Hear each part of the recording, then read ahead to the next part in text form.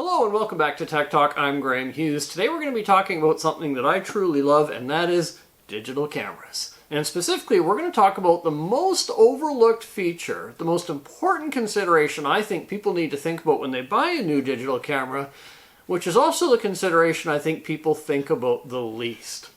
So before we get into that, let's talk about the process of buying a digital camera and some of the more basic things to think about. And we're orienting this video really toward consumers. If you're a professional photographer or professional videographer, you've got a whole different set of needs than the average consumer that's just moving beyond the smartphone. They're looking to have better photographs, better video for family events, for vacations.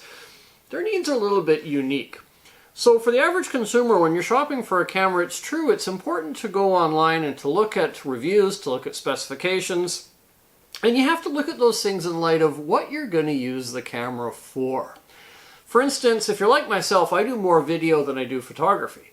So I'm interested in those features and those specifications that pertain to video. Can it shoot in 4K? Does it have, high frame rate shooting so I can step that down into slow motion segments? Does it have a mic port? Does it have a hot shoe for auxiliary lighting? These are the things that are important to me. If you're primarily a photographer, you're going to have a different set of things that might be important to you. And of course, the hardest thing is if you're a hybrid, you're doing both photography and video, and those are both significant portions of your work, you're going to need a camera that covers all those things well. The other thing you have to consider is where are you going to be using the camera? For instance, a camera that you take with you to family events, on vacation, for sporting events, etc., you might want something that's a little more compact, a little lighter, it'll fit in a pocket, like this Lumix ZS100. Or perhaps you're shooting more in a studio. This video I'm shooting is being shot on a Panasonic Lumix FZ300. Now that's a fairly large, bulky camera. I did try using it on vacation once. I used it for about a week and then I left it in the hotel room in favor of a compact camera because I just found it too bulky to carry around. But for using here in my basement, where it sits on a tripod, it's excellent. It has all the video features that I need. And that's something to think about. If you're going to be carrying a camera around, maybe a big DSLR like this Nikon, which weighs 4 or 5 pounds and is huge and clunky, maybe you don't want this hanging around your neck while you tromp around Europe. So those are some things to consider. Are you shooting mostly video or photographs? Is it going to be a fixed camera in a studio? Are you going to take it with you? And those are all important considerations. So it's more than just about going online and checking out reviews and specifications. You really need to keep in mind what the purpose of that camera is for. But here's really the crux of this video. There's a consideration that I think people ignore far too much. And that is comfort. And I don't think people think about that with a comfort. I think a lot of the times what we do, people like myself, we go online, we get the best spec camera we can, it's got all the coolest stuff on, it's got everything we need, we order it online, we get it in. And I found that sometimes when I do that, that camera doesn't get used a whole lot. In fact, this little collection of cameras I have here, including the one I'm shooting with, we're looking at 6 different cameras, I could easily add 3 or 4 or 5 more. Because over the years I've bought a bunch of cameras that I got them in, I thought they were going to be perfect, and when I started using them it turned out I didn't like them. And why is that? Well, simply they weren't comfortable to use. I've had cameras where, well, as I kind of gone along in my digital photography journey, you sort of learn about yourself and what you like and don't like. And one thing that I've found is I do not like to carry around a large, heavy camera. I don't like having it in my bag. I don't like having it on my neck. I don't like having it on a hip bag. I hate it. So when I first started out, I had a Sony SX50HS, I think, which was a super zoom camera, a lot like my Lumix FZ300. It was a nice camera in that, but I found I often left it on a shelf, left it in my bag, left it in the hotel room, because I get to the point where I didn't want to carry it around. And the problem with that is when you have a camera that you're not comfortable using, you end up falling back on your cell phone a lot. So you leave your camera in your hotel room, you leave your camera at your house, you don't take it with you on special occasions because it just feels like too much work and it's uncomfortable and you don't like doing it. And so what you end up doing is you end up shooting a lot of video, a lot of photos using your smartphone, and then you're a little bit disappointed because you know, if you'd had a comfortable or camera you were more comfortable with, you would have had it with you and you could have got those better images, you could have got those better videos. And so that's why I really want to drive home that I think the single most important thing you have to look at in a camera is how comfortable is it. And I think that trumps anything. And so I'll tell you kind of how my journey through camera world went and where I've ended up for now. So I started out with that SX50HS, which I found too big and bulky. Then I went through a series of cameras where, you know, the specifications, this Canon, this is an old Canon SX110, and it's nice because it's a small compact camera, but it didn't really take great pictures. So I found I stopped using it after a couple of years as well. Then I went to the Lumix ZS60. This is a cool little camera. But I also found that because these two both still have small sensors in them, they're approximately half-inch sensors, the picture quality still wasn't great. This one is much better than the Canon, but it still didn't quite meet my needs, and even for video, the video was good, but not exceptional. And mostly when I was using these cameras, I was shooting more pictures than video. And so after the ZS60, I ended up with this Panasonic Lumix ZS100.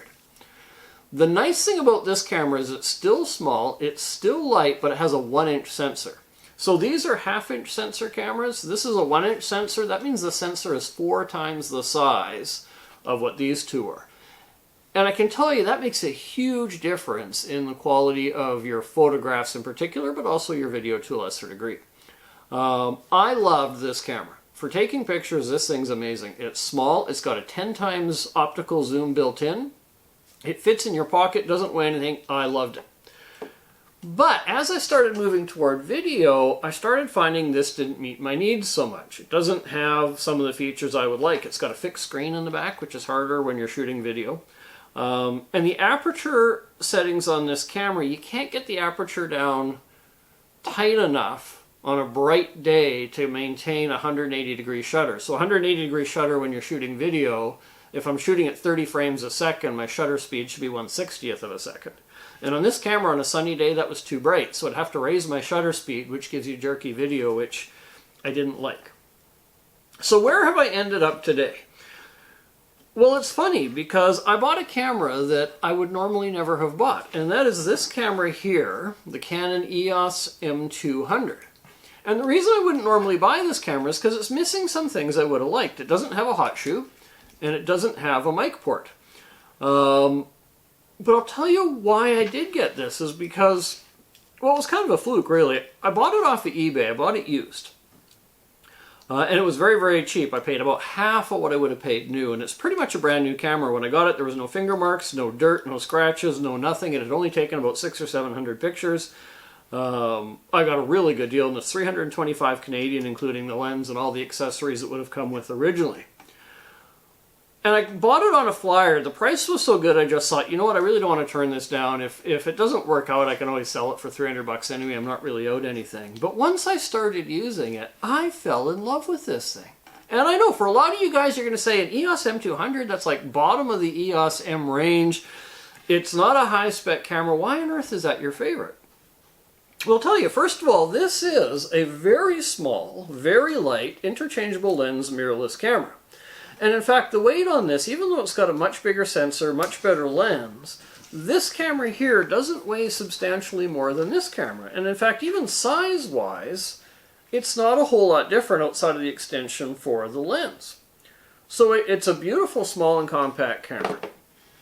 The other thing I found is that when I pick this up, this just fits me to a T, especially for shooting video. It's got a tilting screen, which is great. I constantly use the tilting screen. I find it very easy to grab for video. I can put my hand on the bottom and around the barrel of the lens, my other hand on the shutter button, and get very smooth shots as I'm shooting video. And so I just find that when I pick this camera up, when I put it around my neck, when I put it on my shoulder, when I toss it in a sling bag, when I pull it out to use it, this camera feels like $1,000,000. When I'm just carrying it around, I hardly even know it's there. When I go to use it, I've got a very stable way to shoot with it. It fits in my hand. I just find it fantastic. The other thing about this camera is that Canon designed it to be for those who were moving from smartphones to more advanced photography. And so what they did was they didn't put a lot of buttons on it. There's a shutter button on the top, a mode button, that's it. There's a couple of buttons on the back to access menus. But outside of that, most of what you do is on the touchscreen. Now, I've been using regular film cameras and then digital cameras for more than 35 years. I've had all kinds of mirrorless cameras, DSLRs, all sorts of stuff. I know how cameras work. I'm not new to this. But for me, for shooting video, I find this camera, I pull it out of my bag, I turn it on, I put it in my hand, and when that screen comes up and I see my settings for my shutter speed, my aperture, my ISO, they're very obvious. And even if I put this camera away for 6 months and I don't use it, the second I pull it out and turn it on, I know exactly what I have to do to get the shot I want. The pictographic menus on the touchscreen are dead simple to use. They're easy to understand, they're intuitive, I get them. So for me, I picked this out, it's super comfortable, I can go through the menus quickly, I can get my shot set up in seconds, and then just go ahead and do what I need to do. And so although this isn't the best camera in the world, it's not a high-spec camera. A lot of people would consider it a dumbed-down camera in a lot of ways. I love this thing because it suits me as an individual, how I like to shoot, how I like to carry a camera. It's so comfortable. And so that's the thing that I think people often overlook when shopping for a camera. They look for the specs, they look for the features, look for all this stuff, but they forget that it's got to be comfortable. If it's not comfortable to carry, if it's not comfortable to use, if the menus and the functionality isn't obvious to you, what's going to happen is you're not going to like it. And if you don't like it, you're not going to use it. As I said before, it'll stay in the hotel room, it'll stay in a box on a shelf somewhere, it'll stay in your car, and when you really could use it to get some really nice photos and videos, you're not going to have it with you. So for me, that's the single biggest thing when shopping for a camera is I want one that fits me and is comfortable. So how do you go about doing that? Because you can't do that just by shopping online. Well, there's three things I think if you're looking for a new camera that you should do before you buy, or three options for kind of feeling a camera out before you buy. The first is try going to a brick and mortar camera shop. There's a couple near where I live where all their cameras are in cases, and you can go to the sales guy and you say, hey, you know what, let's put in a SD card, let's fire it up, let me hold it, let me carry it around the store, let me shoot a little bit with it, because I'd really like to feel what it's about. And they'll let you do that. And that's a great way to get a feel for the weight, the bulk, the handling. You know, will it fit in a pocket that you want? Will it fit in a purse that you want? Does it fit your hand? Does it feel comfortable to hold? Are the grips working for you?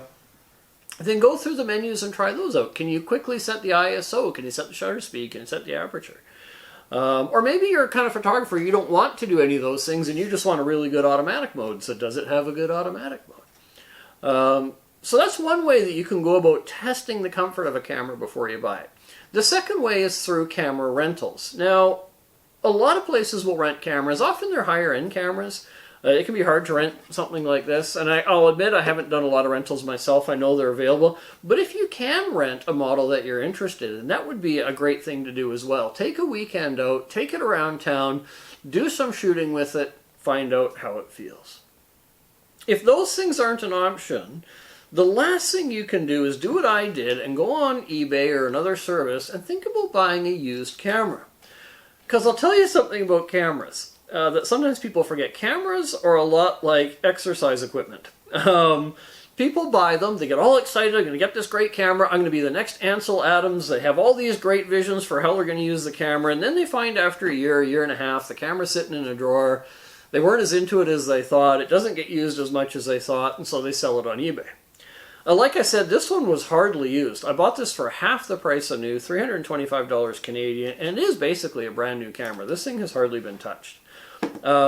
So if you're a little uncertain on what your needs are, if you're not used to having a digital camera, if you're having a hard time finding a way to get hands-on with the cameras you're interested in, maybe going and getting used might be for you.